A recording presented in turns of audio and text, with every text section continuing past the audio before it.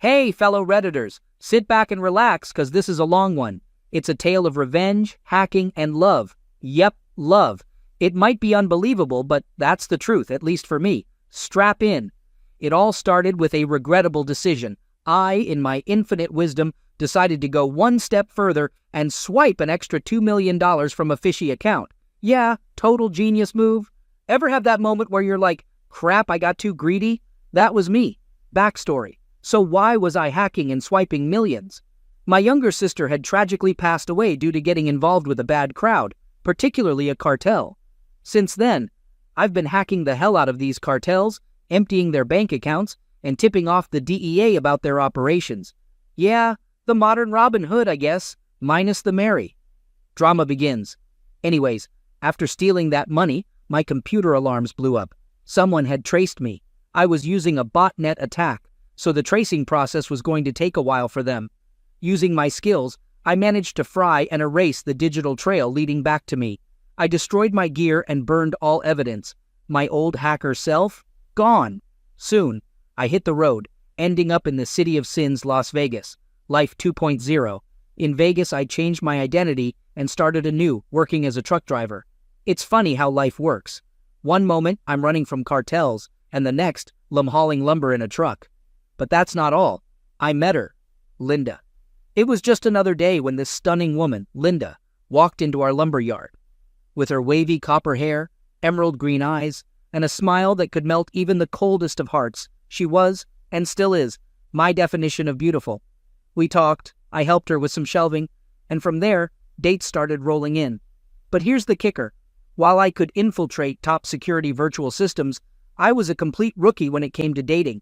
Heck, I was so inexperienced that I once paid a woman in Pahrump to teach me how to please a woman. Fast forward to our 5th date, and things went wonderfully intimate. Soon enough, we were married, present day. So now, 5 years later, I'm living this seemingly ordinary life with Linda. My hacker past remains hidden, even from Linda. The love of my life knows me as this simple man with 2 left thumbs when it comes to technology. You might wonder why I didn't reveal my past. For one, the feds and a ton of criminals are probably still looking for me. Also, Linda knowing my past could put her in danger. And I'd do anything to keep her safe. But there's one thing that hasn't changed. My penchant for hacking. Unbeknownst to my wife, in my personal shop, which Liv told her is for car projects, there's a hidden room. There, I occasionally reconnect with the digital world, ensuring my hacking skills remain sharp. Around 6 months ago, I started noticing a change in Linda's behavior. She appeared to be dealing with increased stress, but I didn't find it too concerning at first. We went from being intimate 4 times a week to just twice. She began spending more time at work and would come home looking exhausted. Her routine used to involve taking a shower, having dinner, and going straight to bed. I got curious and asked her about this sudden change, and she mentioned they were about to close a big business deal at her office, which seemed plausible. Sometimes, Linda would call me from work, mainly on Fridays, to let me know she was going for drinks with her colleagues after work. This wasn't unusual, so I didn't think much of it. However, as the 6th month approached, I became more worried. I thought by now, the deal at her office would have either happened or failed. When I asked, Linda reassured me that this hectic phase would probably end in a week or 2. Seeing how stressed she was, I decided to surprise her with a spa day to help her relax. She was really happy when she unwrapped the gift on Wednesday evening and thanked me both verbally and physically. On Saturday morning, she left for her spa day at 9 a.m., expecting to return in the late afternoon. I had a leisurely morning, had some coffee, and then went to my workshop to work on an engine project. About an hour into it, I took a break and went into my computer room. It's important to note that I had never accessed Linda's work files before, as I believed in keeping our professional spaces separate. However, that day, my curiosity about the big account she talked about got the best of me. I decided to take a look at her company's systems, hoping to understand more about the mysterious project and the new client. Getting into their digital security was surprisingly easy, and I started by checking Linda's computer. If she was leading the project, her computer should have some clues. Strangely, I couldn't find any clear signs of a high-profile client or project. I searched for terms like proposal, potential client, estimate, and other related terms but found nothing. Intrigued and a bit concerned, I dug deeper into her files. That's when I came across a protected folder named Photos for James. I was puzzled. Why would Linda have a collection of photos for James, the IT guy I had met a couple of times at company events? I wasn't particularly fond of him. A lot of questions swirled in my mind, adding to the uncertainty about Linda's recent actions. The more I looked into her workplace files, the more I realized that the image I had of Linda might not match reality. This newly discovered folder suggested a connection between her and James, something I had no clue about. Considering my existing reservations about him, this discovery didn't sit well with me at all. Linda thought she was pretty good with computers and considered herself tech-savvy, but compared to my skills, she was far behind. I quickly got past her security measures and accessed the supposedly well-protected folder. Inside, I was shocked to find compromising pictures of Linda in various situations, some of them explicit. This hurt a lot because she had always set clear boundaries with me, and now she had crossed them with someone else. The betrayal hit me hard, and I just sat there, staring at the screen, feeling like a part of me had shattered. The computer's clock ticking in the background reminded me that time was passing. It took about 15 minutes before I could shake off my shock. My first thought was to confront her. The trust was broken, and I was considering the idea of separating from her. I had some time since Linda wouldn't be home for a few more hours. Driven by curiosity, I delved deeper into her digital world. Connecting the dots, I suspected that this betrayal might have started 6 months ago when I noticed her behavior changing. When I accessed her emails, I found more heartbreak. Their email exchanges suggested that her relationship with this other person had begun about a year before I entered her life. It made me question everything. Why would she start a relationship with me if she was already involved with him? Another email hinted at financial irregularities with major clients and offshore financial dealings. Next, I investigated James's computer. As expected, it held a wealth of information. There were more images of Linda, some in unfamiliar places like motels and unknown bedrooms, which made her double life even clearer. James was better with technology than Linda, but compared to my skills, he was an amateur. Realizing that I needed to go deeper, I decided to back up the contents of both their computers, including relevant folders from the company's network, onto an unused drive on my server. An old habit led me to a personnel folder on the server, where I was surprised to find a folder with my name. Without hesitation, I added that to my collection. Before leaving their network, I installed tracking software on their computers and the main server. This would let me monitor their digital activities in real time. For now, my personal projects like working on my cars had to take a back seat. Later, when Linda returned from her spa day feeling refreshed, she seemed eager to show her gratitude. As much as I was appalled by her actions, I couldn't deny my attraction to her. As a man, the prospect of spending an intense night with a beautiful and passionate woman was hard to resist.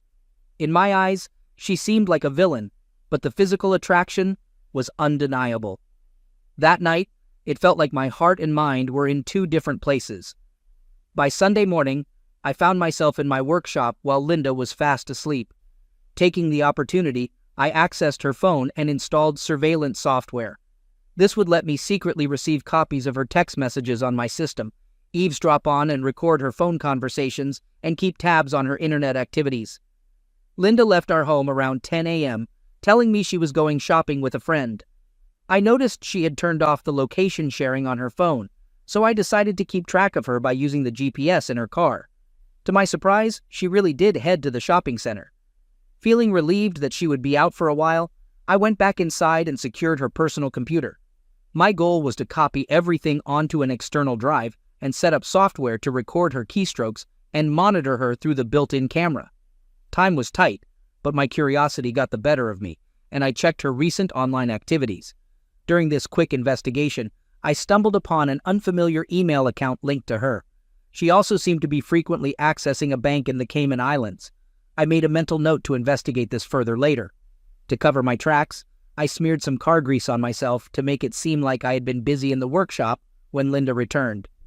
The evening followed the usual routine. She took a bath, had dinner, watched TV, and went to bed. Over the next week, I pretended to be a devoted spouse, going to my workshop in the evenings, but in reality, I was digging deep into the data I had gathered. One Tuesday evening, a text conversation between Linda and James caught my attention. James hinted to Linda about erasing digital traces from my laptop after her session. This puzzled me because she had her own functioning device. I had never considered that she might be eavesdropping on my activities. So I took steps to monitor my laptop as well. The next evening, while going through the digital footprints from their office computers, I noticed something unusual coming from my own laptop. It turned out to be financial transactions happening right before my eyes.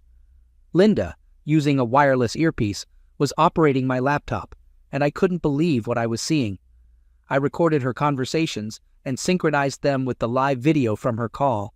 I watched as she, under James's guidance, moved about $50,000 from a company account to the Cayman Islands.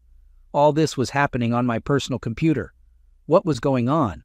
Up until then, I had put aside a document I had retrieved from the company's HR database, thinking it wasn't as important. But now, I realized it was crucial. It portrayed me as a digital security expert, and it seemed James had recruited me into this scheme. There were records of payments directed to the Cayman Islands for the services I supposedly provided. To my shock, I discovered that I was on the company's payroll as a tech security specialist. My own computer, linked to my IP address, was being used to transfer large sums of money from a fake account within the company to an offshore bank.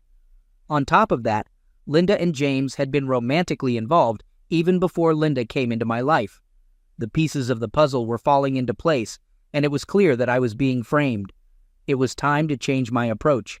I needed to assess the seriousness of the situation and decide on my next steps. The situation was dire. An examination of the offshore account in the Cayman Islands revealed almost $10 million. As I dug into the transaction history, it became clear that these suspicious transfers had started about 6 months after our wedding. They had done a poor job of hiding the source of these transactions. What worried me even more was the employee record under my name. It was full of red flags. It was becoming evident that I was the prime suspect if this blew up. The big question was how to navigate this situation. The following Saturday, I discovered something shocking in Linda's early correspondences. From the beginning, they had targeted me as their fall guy. Linda found me physically attractive, but believed I lacked tech knowledge, making me an easy target. To James, my supposed lack of tech skills was an advantage. They had underestimated me, and now it was time for revenge. I started my countermove. First, I set up new bank accounts. Then, I activated a digital army of bots I had created. Most of these were decoys, but some could be traced, though not easily. I didn't want to make it too obvious. I removed all traces of the fake employment record under my name from the company's digital systems. I also changed the IP data associated with the questionable transactions on my computer. To prevent future issues, I planted a powerful malware on my laptop and disconnected it from my secret servers. That night, while checking my email, I pretended to be shocked by a malware attack on my laptop. Linda seemed genuinely worried. The next morning, I discovered a text conversation between Linda and James that revealed their plan. They wanted to reach a clean $10 million before revealing their conspiracy against me. Linda would uncover the fraudulent activity, making her look like the one exposing the scheme, with James handling the digital aspects. Everything would point to me. Along with my imprisonment, Linda would serve me divorce papers and eventually marry James. They would act surprised by my alleged wrongdoings, with Linda deflecting by highlighting her role in exposing the scheme and pretending to be ignorant of my tech skills. The final touch would be their amusement at my expected confusion when questioned about the missing funds. Linda even mentioned giving me a new laptop and completing their illicit transactions in the coming weeks. The countdown had begun. On Monday, I talked to my boss and requested a week off for personal reasons. I had enough vacation days, and my boss understood, so there were no issues. After that, I went online to find the most experienced divorce lawyer in the city and set up an appointment for the next day. They might have expected the process to take 3 weeks, but they'd be lucky to finish it in 2. When I returned home, I turned on my computer and began working. I accessed James's home computer. You'd think an IT guy would know to turn it off when not in use, but he only turned off the monitor. I was using his computer through a server in Belarus, but that connection would be erased later. His computer was a dead end for anyone trying to trace it. The cartel I had dealt with 5 years ago had improved their security by changing their accounts and passwords. However, they still used the same banks. Stronger passwords are only effective if you don't store them on personal computers vulnerable to phishing attacks through email links. This was just the start. I would deal with James after dealing with Linda. James wouldn't survive this, and I still needed him to bring about Linda's downfall. I continued to track Linda's car using GPS, allowing me to leave and spend about an hour at a park before returning home. There was no need for her to know that I had taken the week off. Well, she probably should know, but I wasn't going to provide her with that information to help her case. As usual, I went to my workshop to work on my car. She left to go to Walmart and buy me a new laptop. While she was away, I made some initial preparations to frame her. It was crucial for her to be at home when her computer was being used. If she could prove that she wasn't at home, she might have a defense against the accusation. I couldn't allow that to happen. She sent me a text when she arrived home, letting me know that she had bought a new laptop for me and that it would take her about an hour to set it up. I thanked her and got to work. My first task was to cut all ties with James. Despite my dislike for her, I didn't wish any harm on her physically. James would likely be noticed as missing, but Linda was headed for a long prison sentence. Who could predict what would happen next?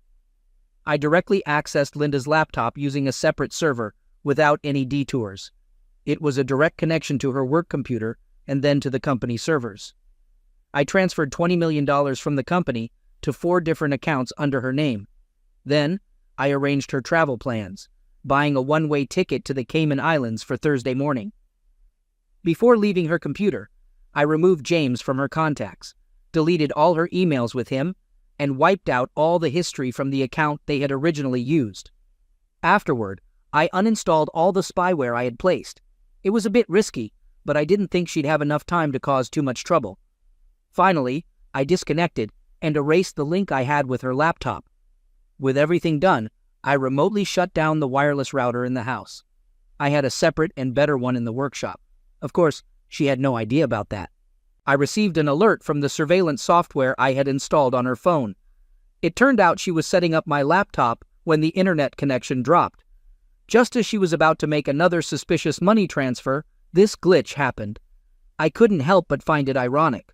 While they were confused about what was happening, I quietly moved all the misappropriated funds to new bank accounts I had created under Linda's name.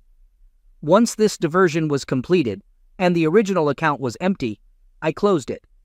My last step was to remove the hidden tracking software from her device. I needed to make sure there were no traces of my surveillance, considering who might inspect her phone in the future. After finishing these tasks, I disconnected from the digital world and went inside, looking forward to dinner. The next day was sure to be eventful. When I arrived home, I could sense that Linda was tense. She informed me that my new computer was ready to use, but there was no internet connection, so I'd have to wait to check my emails. She underestimated how quickly I could adapt.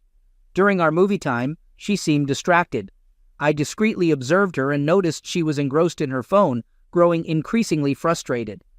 When I asked about it, she brushed it off as work-related issues. Internally, I suspected she was struggling to access the bank account and failing repeatedly. Her ongoing text conversation with someone undisclosed also caught my attention. That night, the tension in our relationship meant intimacy was out of the question. By morning, I had left our home even before Linda started her workday. With no immediate plans, I enjoyed a leisurely morning, although I couldn't help but think about the upcoming legal consultation. I was also curious about how Linda's day was unfolding. Eventually, it was time for my legal consultation. Imagine a scene from popular TV shows where a stunningly attractive lawyer, dressed in a sharp yet captivating suit, walks into the courtroom, leaving everyone in awe of her skills.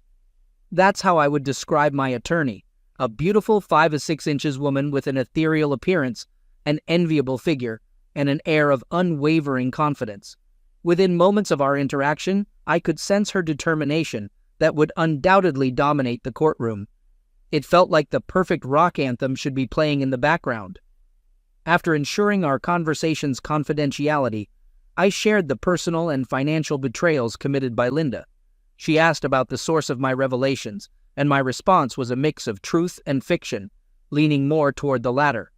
I spun a story about stumbling upon explicit content on Linda's laptop, followed by finding incriminating email exchanges between her and her secret lover, revealing their deceit and financial wrongdoing. My main goal was to extricate myself from the marriage before things went downhill. My lawyer, sensing the urgency, agreed to represent me and hinted at the possibility of serving legal papers to Linda by the end of the week. However, I requested a brief pause as I had a more intriguing approach in mind, and I wanted to keep our strategy under wraps for now. After the consultation, I returned home, reactivated our internet connection, and began my next course of action. The monitoring software I had installed at Linda's workplace was still functioning. It seemed like chaos had engulfed the office. They had an emergency meeting right away when they discovered that $20 million was missing.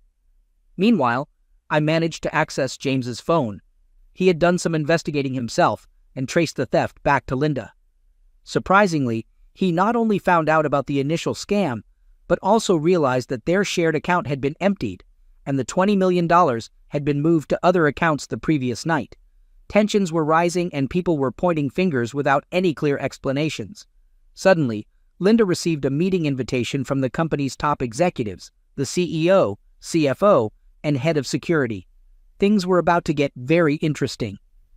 Just then, I heard the sound of vehicles arriving at my place. I disconnected from my digital activities and went to the main garage, making sure to keep my hidden room concealed. I took some steps to make it look like I had been working on my car, even adding some grease for authenticity.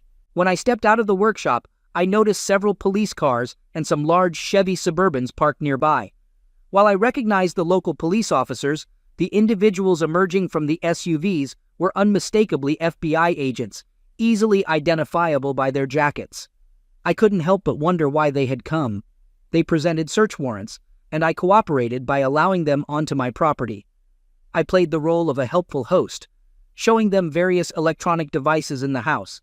I made sure to emphasize that I wasn't tech-savvy, a fact that my wife and our friends could vouch for. The situation involving Linda took a back seat as I was taken to the local police station. Hours seemed to blur together as I faced relentless questioning. Throughout the interrogation, I stuck to the same story. I was just an average guy working as a truck driver with limited computer skills. As for Linda's job, I claimed to know very little, only that she worked as an accountant. When they mentioned a one-way international ticket, I acted surprised, as if I had no knowledge of it. The idea of her planning to leave the country on her own genuinely shocked me. After an exhaustive search of my property that revealed no sign of the secret room, the authorities became convinced of my innocence, and I was allowed to return home. By the time I was released, Linda had been arrested. Unfortunately for James, he had been pressured into revealing her actions. The tables had turned on him when he discovered that Linda had acted alone, excluding him from the funds, transferring all the money to her accounts, and planning to escape without him. I had mentally prepared for the possibility of being investigated by the authorities due to my connection with Linda as her husband.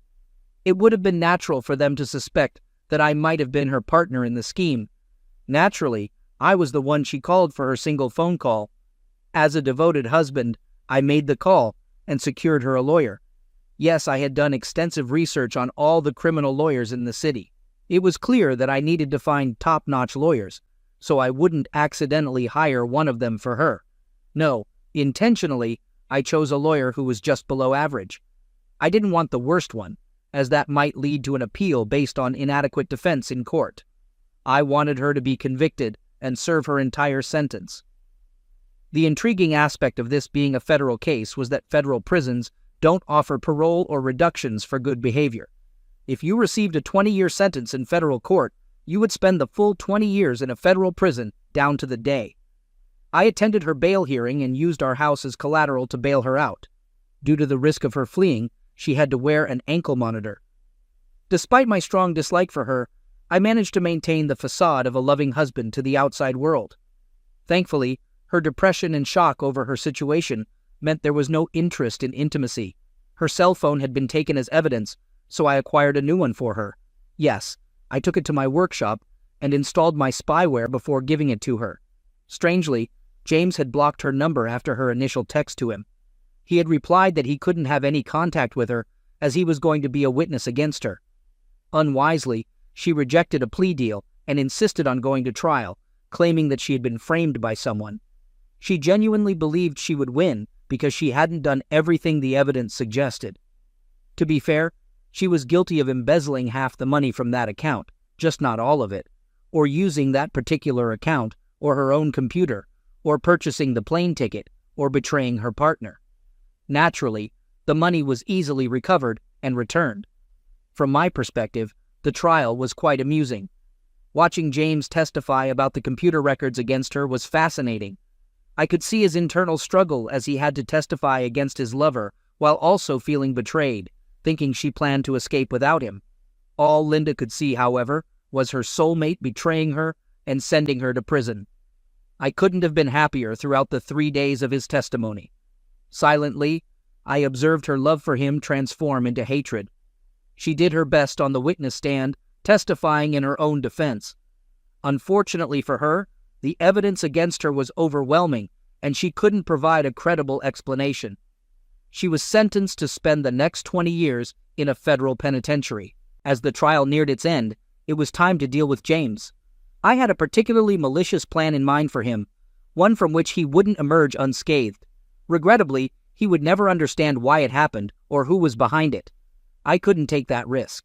It was bound to be a thrilling experience. I had my lawyer modify the divorce documents to account for Linda's conviction and her 2 decades in prison. She was served with the papers a couple of days later.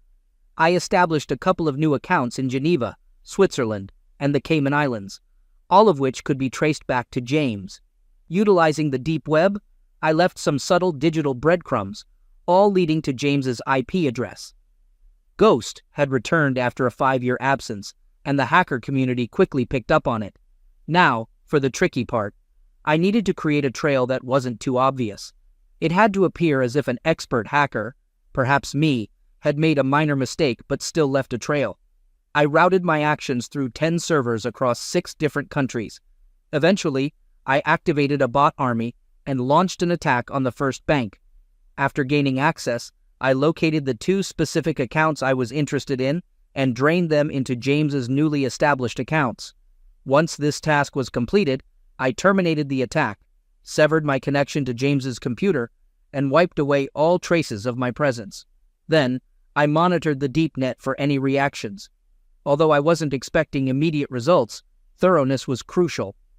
The following morning, I conducted another attack on a different bank.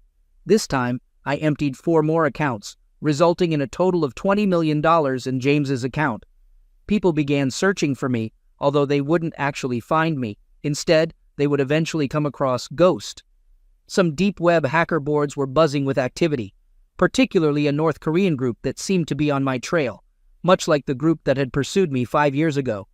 It was time to wrap things up. I returned to the banks and found the third one with the target account. Bypassing James's computer, I transferred the $20 million to another account in Switzerland that I had set up. Then, I erased all traces of this transaction. I wasn't concerned about the cartel recovering that money. Next, I reconnected to James's computer and initiated another attack on a bank account that contained an embedded tracker. This time, it was only $2 million, but the exact amount didn't matter. I needed the tracker attached to it. I had managed to escape the last time because I was aware of the thefts, the accounts I had set up, and the tracker on that last account. Without that knowledge, I would have been caught. I couldn't help but wonder how James would attempt to explain all of this to them. I wished I could witness the moment they asked him about the money, and he had no clue what money they were referring to. It was time to sever my connection to his computer and eliminate any traces of my activities. A week later, I had transformed my computer room into a storage area, as I finalized paperwork for a property I had acquired in Montana through a Subchapter S corporation, ensuring my name remained off the records. A news story caught my attention, reporting a missing person.